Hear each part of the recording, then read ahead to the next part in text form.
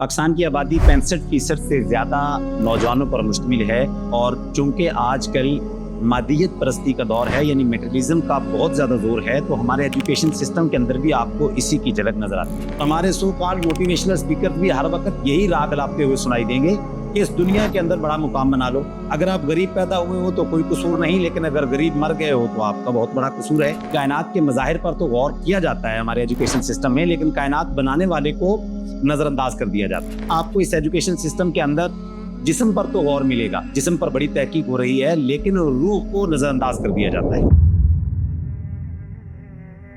अल्लाहुम्मा सल्ली अला मुहम्मद व अला आलि मुहम्मद। पाकिस्तान की आबादी 65% से ज़्यादा नौजवानों पर मुश्तमिल है और चूंकि आजकल मादियत परस्ती का दौर है यानी मेटेरियलिज्म का बहुत ज़्यादा जोर है, तो हमारे एजुकेशन सिस्टम के अंदर भी आपको इसी की झलक नजर आती है। हमारे एजुकेशन सिस्टम पर आप ज़रा गौर करें कि नौजवान 3 बातों को सीख रहे हैं। सबसे पहली बात, कायनात के मज़ाहिर पर तो गौर हो रहा है। ख़ज़ां कैसे आती है, बाहर का मौसम कैसे आता है, चांद कैसे निकलता है, चांद अपनी मंजिलें कैसे तय करता है, सूरज का गुरूब होना का फिनोमिना कैसा है, इन सारे मज़ाहिर पर तो गौर किया जाता है, लेकिन कायनात को बनाने वाले को महवरे मरकज़ नहीं बनाया जाता। यानी कायनात के मज़ाहिर पर तो गौर किया जाता है हमारे एजुकेशन सिस्टम में, लेकिन कायनात बनाने वाले को नज़रअंदाज कर दिया जाता है। बिल्कुल इसी तरह आपको इस एजुकेशन सिस्टम के अंदर जिस्म पर तो गौर मिलेगा, जिस्म पर बड़ी तहकीक हो रही है, लेकिन रूह को नज़रअंदाज कर दिया जाता है। बिल्कुल इसी तरह हमारे जो एजुकेशन सिस्टम के अंदर आपको दुनिया पर बहुत ज़्यादा मुज़ाकरा मिलेगा, दुनिया के बारे में बहुत ज़्यादा बातें मिलेंगी,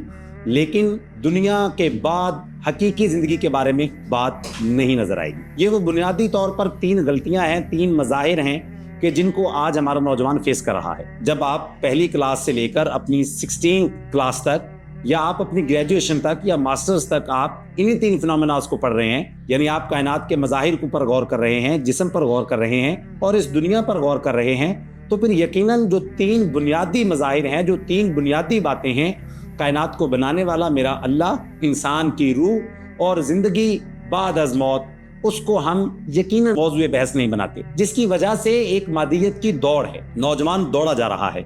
और हमारे सो कॉल्ड मोटिवेशनल स्पीकर भी हर वक्त यही राग अलापते हुए सुनाई देंगे कि इस दुनिया के अंदर बड़ा मुकाम बना लो। अगर आप गरीब पैदा हुए हो तो कोई कसूर नहीं, लेकिन अगर गरीब मर गए हो तो आपका बहुत बड़ा कसूर है। तो आपको ऐसी बहुत सारी बातें मिलेंगी और फिर हमारा मुआशरा भी इंसान को खींचता है। आपको नजर आएगा कि मुआशरा दौलत की बुनियाद पर इज्जत देता है। आप ये महसूस करेंगे मुआशरा बड़ी गाड़ी वाले को इज्जत देता है, यानी वही मेटेरियलिस्टिक अप्रोच अब पूरी सोसाइटी की हो चुकी हुई है, जिसकी वजह से बुनियादी महवर और मरकज जो कामयाबी का है उसको एक मुसलमान नौजवान भी इग्नोर कर चुका हुआ है। होना तो ये चाहिए कि हमारी सारी तालीम और सारी बातों का रहबर मरकज अल्लाह रब्बुल इज्जत की ज़ात अक़दस होनी चाहिए, अल्लाह ताला की मार्फत होनी चाहिए।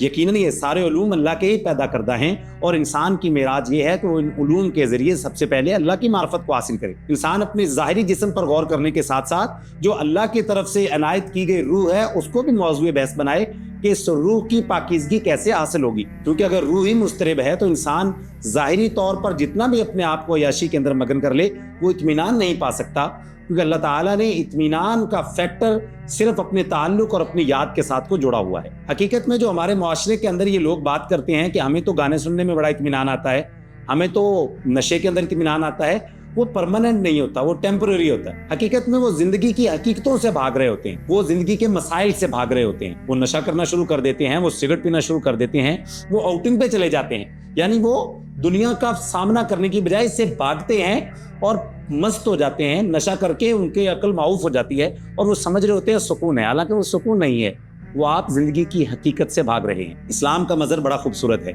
इस्लाम मजमे के अंदर आकर नमाज पढ़ने की बात करता है और फिर इस्लाम का दावा है कि आप अगर अल्लाह के अहकामात के मुताबिक ज़िंदगी गुजारेंगे तो इस दुनिया के अंदर रहते हुए अल्लाह ताला आपके दिल को सुकून दे दे। जबकि पहली कंडीशन बिल्कुल मुख्तलिफ है, वहाँ पर इंसान दुनिया से भाग रहा है, यहाँ पर इंसान दुनिया के अंदर रहते हुए अल्लाह की तरफ से सुकून को हासिल करता है। और फिर सबसे बड़ी हकीकत इंसान की ज़िंदगी की वो बजाते खुद मौत है। मौत ज़िंदगी की हिफाजत करती है और उसके बाद एक और ज़िंदगी शुरू होगी।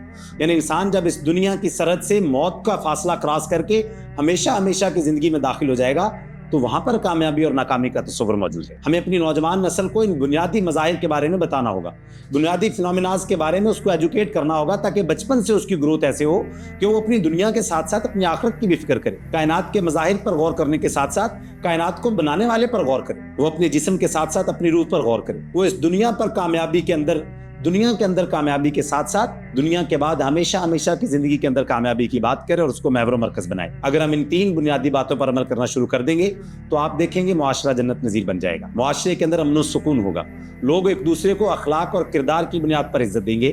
لیکن ہمارے معاشرے میں اخلاق اور کردار کی بجائے مادیت کی بنیاد پر عزت دی جاتی ہے, جو یقیناً ظاہری بناوٹ کے اوپر مشتمل ہے, اور ظاہری بناوٹ کھوکھلا ہے. ظاہری بناوٹ کے اندر صرف کھوکھلا پن نظر آئے گا. میں اللہ سے دعا کرتا ہوں اللہ سبحانہ و تعالی ہمیں یہ سمجھ نصیب فرمائے اور ہماری نوجوان نسل کو ایک ڈائریکشن مل جائے کہ کس ڈائریکشن کے اندر انہوں نے زندگی کو گزارنا ہے, کیونکہ یہ زندگی عبث نہیں ہے. اور اللہ قرآن میں فرماتے ہیں افحسبتم انما خلقناکم عبثا, کیا تم گمان کرتے ہو تمہیں ہم نے عبث پیدا کر دیا ہے, فضول پیدا کر دیا ہے؟ کیا تمہارے وجود کے اندر خیر اور شر کا تصور تمہیں یہ نہیں یاد دلاتا کہ ایک جہان آنے والا ہے جہاں پر تم وہاں پر جواب دو گے؟ اس تصور کے ساتھ زندگی کو گزاریے اور نوجوان نسل کی تربیت کیجیے.